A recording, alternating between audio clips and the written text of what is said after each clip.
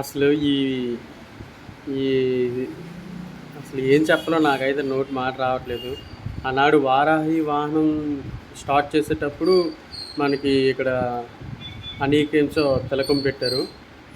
మళ్ళా ఇప్పుడు పిఠాపురంలో విజయం గెలిచిన తర్వాత ఈ సీన్ ఎలాగుందంటే అసలు చూడండి, ఆ వెనకతల అకీరా ఏ విధంగా ఎంత మర్యాదస్తుడిగా నిలబడ్డాడో, ఇక్కడ విజయానికి విజయ తిలకం దిద్దుతూ మళ్ళా యుద్ధానికి అసెంబ్లీకి పంపిస్తున్నట్టు ఎంత చక్కగుందో. పక్క నుంచి అయితే విపరీతంగా సీఎం సీఎం అని విపరీతంగా అరుస్తున్నారు. ఇది ఒకసారి మీరు వినండి. అదిగో ఏ విధంగా అరుస్తున్నారో. అసలు ఈ సీన్ అనేది ఎవరు ఊహించలేదు.